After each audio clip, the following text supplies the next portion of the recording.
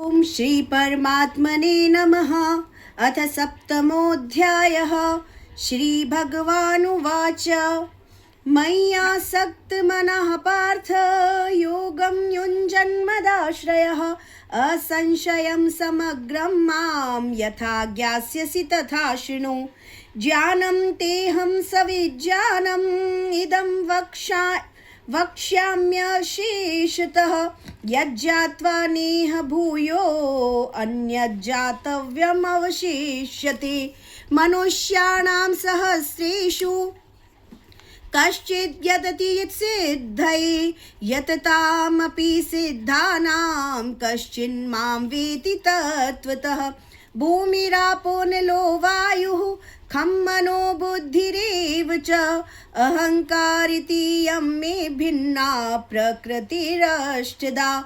अपरेयमितस्त्वन्यां प्रकृतिं विधि मे परां जीवभूतां महाबाहो ययेदं धार्यते जगत्। एतद्योनीनि भूतानि सर्वाणीत्युपधारये अहं कृत्स्नस्य जगतः प्रभवः प्रलयस्तथा। मत्तः परतरं नान्यत् किञ्चिदस्ति धनञ्जय। मयि सर्वमिदं प्रोतं सूत्रे मणिगणा इव। रसोऽहमप्सु कौन्तेय प्रभास्मि शशिसूर्ययोः। प्रणवः सर्ववेदेषु शब्दः खि पौरुषं नृषु। पुण्यो जगन्धः पृथिव्यां च तेजसाश्चस्मि विभावसौ। जीवनं सर्वभूतेषु तपश्चास्मि तपस्विषु। बीजं मां सर्वभूतानां विधि पार्थ सनातनं। बुद्धिर्बुद्धिमतामस्मि तेजस्तेजस्विनामहं। बलं बलवतां चाहं कामरागविवर्जितं। धर्माविरुद्धो भूतेषु कामोऽस्मि भरतऋषभ। ये चैव सात्विका भावा राजसा तामसाश्च ये मत्त एवेति तान् विधि न त्वहं तेषु मे ते। मयि त्रिभिर्गुणमयैर्भावैरेभिः सर्वमिदं जगत् मोहितं नाभिजानाति मामेभ्यः परमव्ययम्। देवी ह्येषा गुणमयी मम माया दुरत्यया। मामेव य प्रपद्यन्ते मायामेतां तरन्ति ते। न मां दुष्कृतिनो मूढा प्रपद्यन्ते नराधमा। माययापहृत ज्ञाना आसुरं भावमाश्रितः। चतुर्विधा भजन्ते मां जनः सुकृतिनोऽर्जुन। आर्तो जिज्ञासुरार्थी ज्ञानी च भरतऋषभ। तेषां ज्ञानी नित्ययुक्त एकभक्तिर्विशिष्यते। प्रियो हि ज्ञानिनोत्यर्थ अहं स च मम प्रियः। उदारः सर्व एवैते ज्ञानी त्वात्मैव मे मतम्। आस्थितः स हि युक्तात्मा मामेवानुत्तमां गतिम्। बहूनां जन्मनामन्ते ज्ञानवान् मां प्रपद्यते। वासुदेवः सर्वमिति स महात्मा सुदुर्लभः। कामैस्तैस्तैहृतज्ञानः प्रपद्यन्तेऽन्यदेवतः। तं तं नियममास्थाय प्रकृत्या नियतः स्वया। यो यो यां यां तनुं भक्तः श्रद्धयार्चितुमेच्छति तस्य तस्याचलां श्रद्धां तामेव विदधाम्यहं। स तया श्रद्धया युक्तस्तस्याराधनमीहते लभते च ततः कामान् मय्यैव विहितान् हितान्। अन्तवत्तु फलं तेषां तद्भवत्यल्पमेधसां। देवान् देवयजो यान्ति मद्भक्ता यान्ति मामपि। अव्यक्तं व्यक्तिमापन्नं मन्यन्ते मां बुद्धयः। परं भावम् अजानन्तो ममाव्ययमनुत्तमम् पुरुषोत्तमं नाहं प्रकाशः सर्वस्य योगमाया समावृतः मूढोऽयं नाभिजानाति लोको मामजमव्ययं वेदाहं समतीतानि वर्तमानानि चार्जुन भविष्याणि च भूतानि माम तु वेद न कश्चन इच्छाद्वेषसमुत्थेन द्वन्द्वमोहेन भारत सर्वभूतानि सम्मोहं सर्गे यान्ति परन्तप येषां त्वन्तगतं पापं जनानां पुण्यकर्मणां ते द्वन्द्वमोहनिर्मुक्ता भजन्ते मां दृढव्रताः जरामरणमोक्षाय मामाश्रित्य यतन्ति ये ते ब्रह्म तद्विदुः कृत्स्नम् अध्यात्मं कर्म चाखिलं साधिभूतादिदैवं मां साधियज्ञं च ये विदुः प्रयाणकालेऽपि च मां ते विदुर्युक्तचेतसाम् ॐ तत्सदिति श्रीमद्भगवद्गीतासु उपनिषत्सु ब्रह्मविद्यायां योगशास्त्रे श्रीकृष्णार्जुन संवादे ज्ञानविज्ञानयोगो नाम सप्तमोऽध्यायः। ॐ हरिः ॐ तत्सत् हरिः ॐ तत्सत् हरिः ॐ तत्सत् श्रीकृष्णार्पणमस्तु। ॐ श्री परमात्मने नमः। अथाष्टमोऽध्यायः। अर्जुन उवाच किं तद् ब्रह्म किमाध्यात्मं किं कर्म पुरुषोत्तम अधिभूतं च किं प्रोक्तम् अधिदैवं किमुच्यते अधियज्ञः कथं कोत्र देहेऽस्मिन् मधुसूदन प्रयाणकाले च कथं ज्ञेयोऽसि नियतात्मभिः।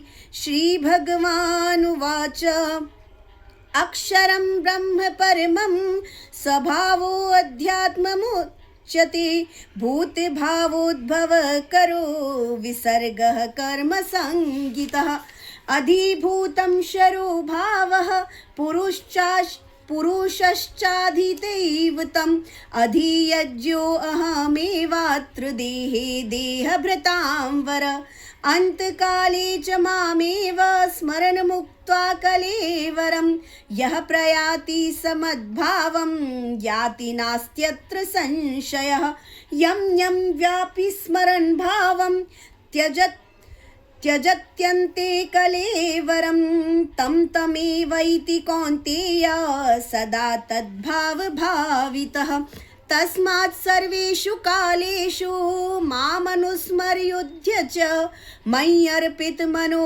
बुद्धिर्मामे वैश्यस्य संशयम् अभ्यासयोगयुक्तेन चेतसा नान्यगामिना परमं पुरुषं दिव्यं याति पार्थानुचिन्तयन् कविं पुराणं मनुशासितार मनोरणीयान् समनुस्मरेद्यः सर्वस्य धातारमचिन्त्य रूप मादित्यवर्णं तमसः परस्तात् प्रयाणकाले मनसाचलेन भक्त्या युक्तो योगबलेन चैव भ्रुवोर्मध्ये प्राणमवेश्य सम्यक् सतं परं पुरुषमुपैति दिव्यं यदक्षरं वेदविदो वदन्ति विशन्ति यद्यतयो वीतरागः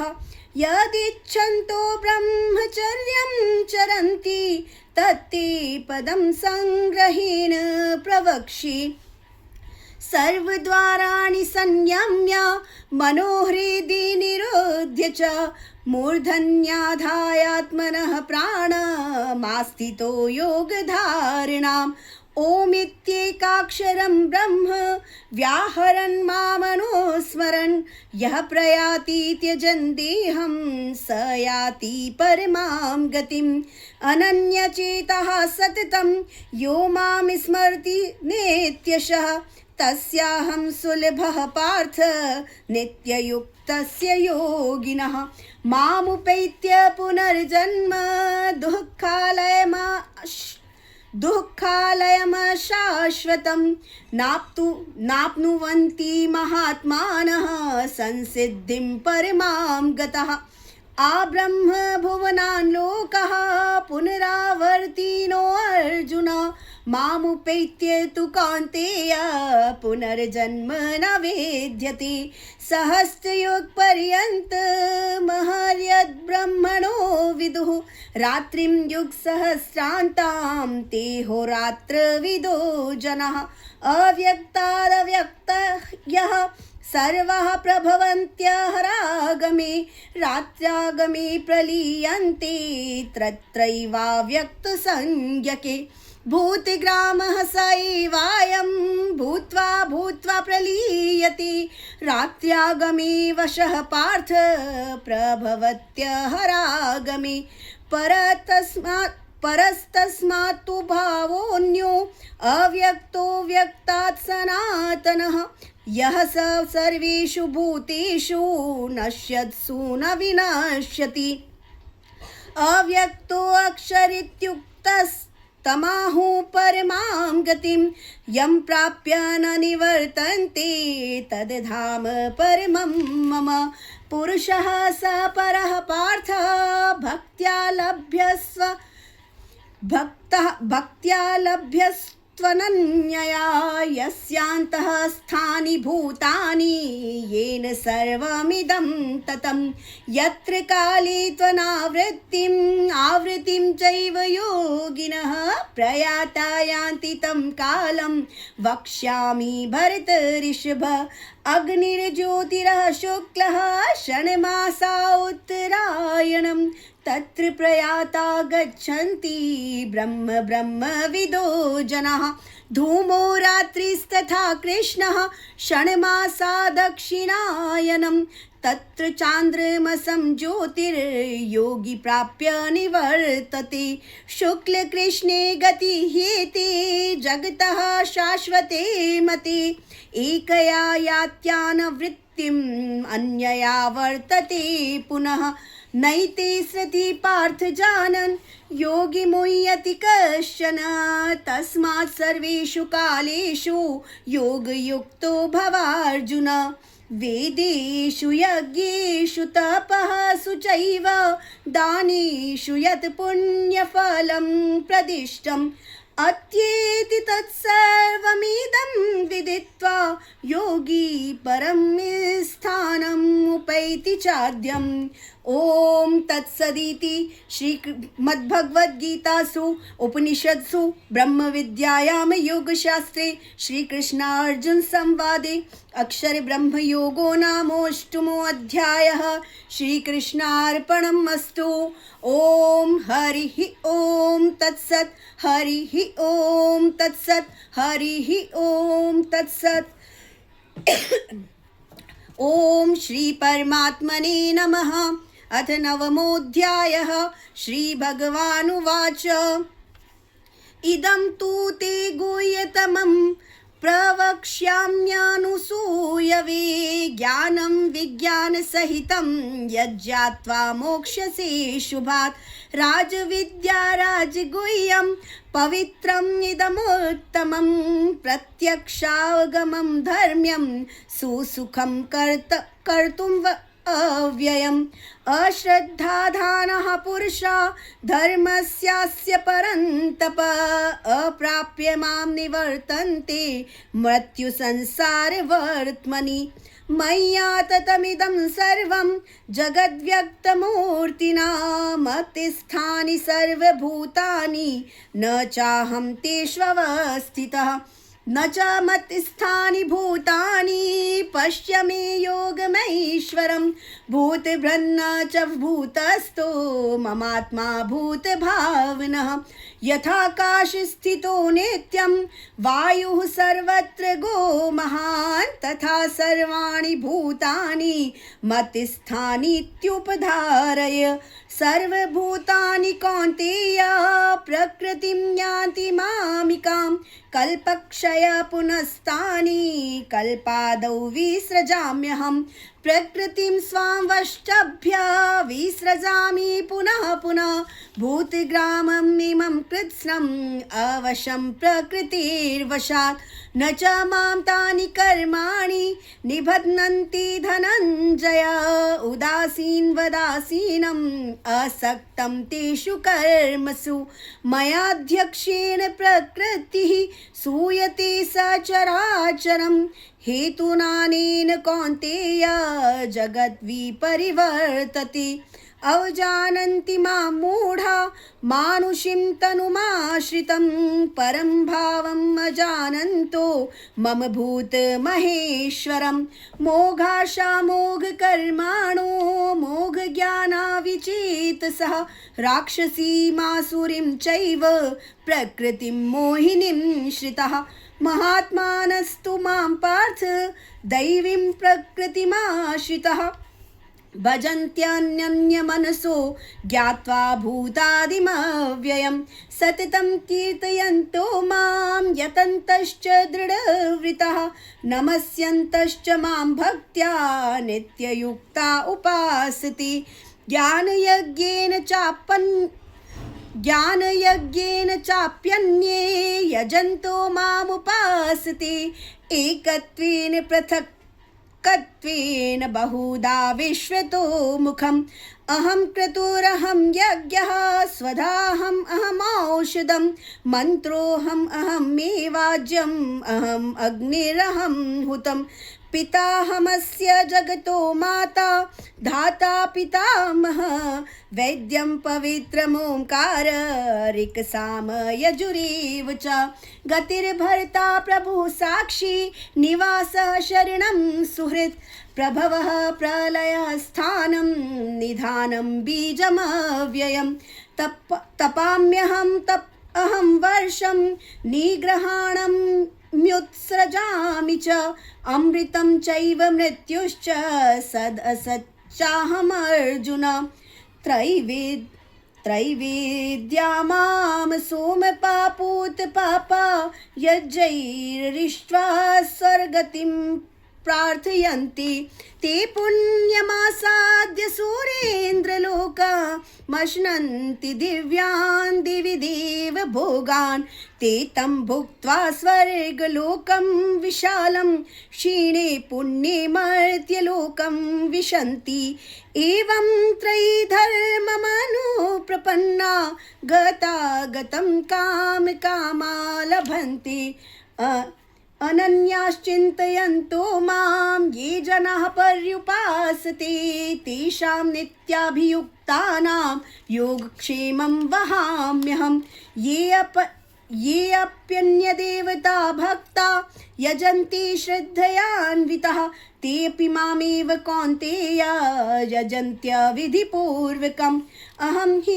सर्वयज्ञानां भोक्ता च प्रभुरेव च न तु मामभिजानन्ति तत्त्वेनातश्च्यवन्ति ते यान्ति देवव्रता देवान् पितॄन् यान्ति पितृव्रतः भूतानि यान्ति भूतेज्या यान्ति मद्याजिनोऽपि मां पत्रं पुष्पं फलं तोयं यो मे भक्त्या प्रयच्छति तदहं भक्त्युपरतम् अश्नामि प्रयातात्मनः यत्करोषि यदश्नासि यज्जुहोषि ददासि यत्तपस्यसि कौन्तेय तत्कुरुष्व मदर्पणं शुभाशुभफलैरेवं मोक्ष्यसि कर्मबन्धनैः संन्यासयोगयुक्तात्मा विमुक्तो मामुपैष्यसि समोऽहं सर्वभूतेषु न मे द्वेष्योऽस्ति न प्रियः ये भजन्ति तु मां भक्त्या मयि ते तेषु चाप्यहम् अपि चेत् सुदुराचारो भजते मामन्यभाक् साधुरेव समन्तव्य सम्यक् व्यवसितो हि सः क्षिप्रं भवति धर्मात्मा शश्वत् शान्तिं निगच्छति कौन्तेय प्रतिजानीहि न मे भक्तः प्रणश्यति मां हि पार्थ व्यपाश्रित्य ये अपि स्युः पापयोनयः स्त्रयो वेश्यास्तथा शूद्रास्तेऽपि यान्ति परां गतिम् किं पुनर्ब्रह्मणः पुण्या भक्ता राजर्षयस्तथा अनित्यम् असुखं लोकम् इमं प्राप्य भजस्व मां मन्मना भव मद्भक्तो मद्याजी मां नमस्कुरु मामे वैश्यसि युक्तैव मात्मानं मत्परायणः। ओम तत्सदिति श्रीमद्भगवद्गीतासूपनिषत्सु ब्रह्मविद्यायां योगशास्त्रे श्रीकृष्णार्जुन संवादे राजविद्या राजगुह्ययोगो नाम नवमोऽध्यायः। ओम श्रीकृष्णार्पणमस्तु। हरिः ओम तत्सत्। हरिः ओम तत्सत्। हरिः ओम तत्सत्। ओम श्री परमात्मने नमः। अथ दशमोऽध्यायः। श्री भगवानुवाच भूय एव महाबाहो शृणु मे परमं वचः यत्तेऽहं प्रीयमाणाय वक्ष्यामि हितकाम्यया न मे विदुषुर्गणाः प्रभवं नाम हर्षयः अहम् आदिर्हि देवानां महिषीणां च सर्वशः यो मां जमनादीन् च वेति लोकमहेश्वरम् असम्मूढः समत्येषु सर्वपापैः प्रमुच्यते बुद्धिर्ज्ञानं सम्मोहः क्षमा सत्यं दमः शमः सुखं दुःखं भावो भावो भयं चाभयमेव च अहिंसा समता तुष्टिस्तपोदानं यशो यशः भवन्ति भावा भूतानां मत्त एव पृथक्विदाः महर्षयः सप्त पूर्वे चत्वारो मनवस्तथा मद्भावा मानसा जाता येषां लोक इमाः प्रजः एतां विभूतिं योगं च मम यो वेति तत्त्वतः सोऽविकम्पेन योगेन युज्यते नात्र संशयः अहं सर्वस्य प्रभवो मत्तः सर्वं प्रवर्तते इति मत्वा भजन्ते मां बुधा भावसमन्विता मच्चित्ता मद्गतप्राणा बोधयन्तः परस्परं कथयन्तश्च मां नित्यं तुष्यन्ति च रमन्ति च तेषां सततयुक्तानां भजतां प्रीतिपूर्वकं ददामि बुद्धियोगं तं येन मामुपयान्ति ते तेषामेवानुकम्पार्थम् अहं ज्ञानजं तमः नाशयाम्यात्मभावस्थो ज्ञानदीपेन भास्वता अर्जुन उवाच परिमं ब्रह्म परं धाम पवित्रं परमं भवान् पुरुषं शाश्वतं देव्यम् आदिदेवम् अजं विभुम् आहुस्त्वां ऋषयः सर्वे देवर्षि नारदस्तथा असितो देवलो व्यासः स्वयं चैव ब्रवीषि सर्वं एतद्रितं मन्ये यन्मां वदसि केशव न हि ते भगवन् व्यक्तिं विदुर्देवानदानवः स्वयमेवात्मनात्मानं वेत्थ त्वं पुरुषोत्तमः भूतभावन भूतेश देवदेव जगत्पते वक्तुमर्हस्य शेषेण दिव्या ह्यात्मविभूतया याभिर्विभूतिभिर्लोकानि इमानस्त्वं व्याप्य तिष्ठसि कथं विद्यामहं योगिनस्त्वां सदा परिचिन्तयन् केषु केषु च भावेषु चिन्त्योऽसि भगवन्मया विस्तरेणात्मनो योगं विभूतिं च जनार्दनः भूयः कथय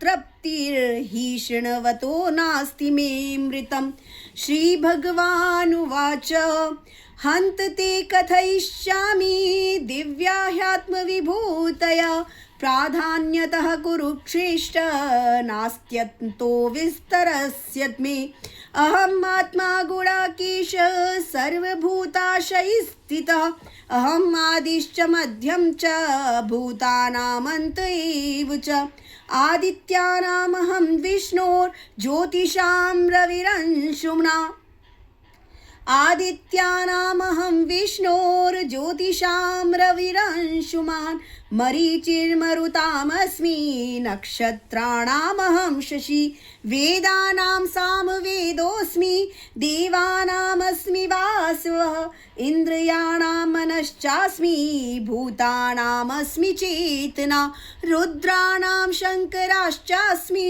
वित्तेषु यक्षरक्षसां वसूनां पावकश्चास्मि मेरुः शिखरणी ऋणामहं पुरोधसां च मुख्यं मां विधिपार्थ बृहस्पतिं सेनानीनामहं स्कन्दः सरसामस्मि सागरः महर्षीणां भृगुरहं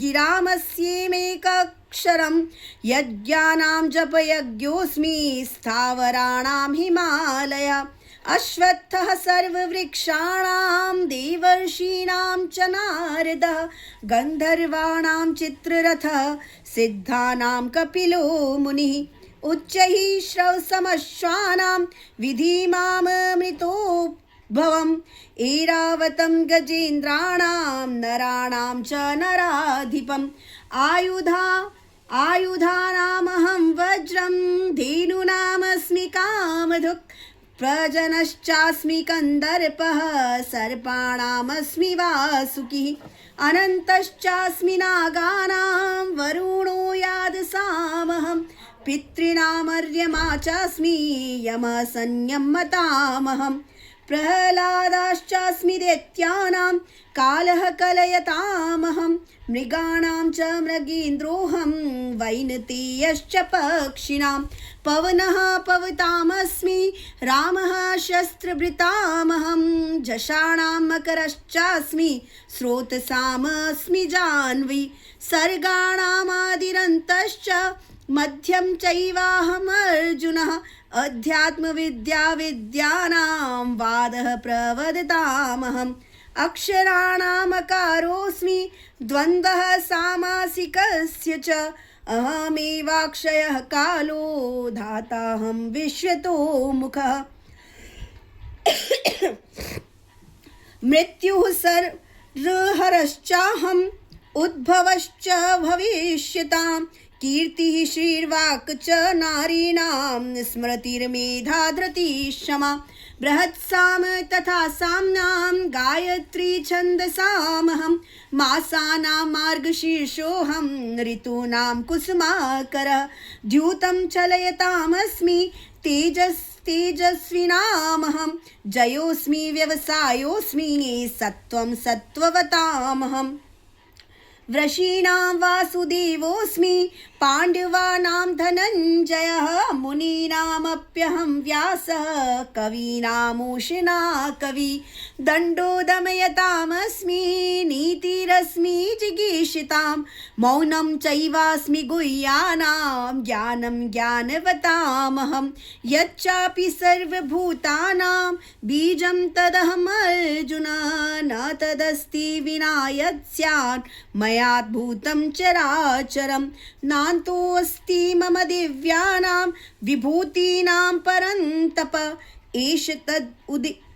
एष तोदेश्यतः प्रोक्तो विभूतेरविस्तरो मया यद्विभूतिमत्सत्त्वं श्रीमदूर्जितमेव वा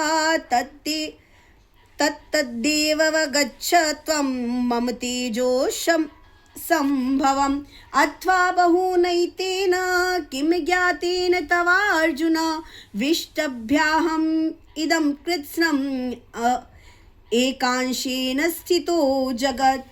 ओम तत्सदिति श्रीमद्भगवद्गीतासु उपनिषत्सु ब्रह्मविद्यायां योगशास्त्रे श्रीकृष्णार्जुन संवादे विभूति योगो नाम 10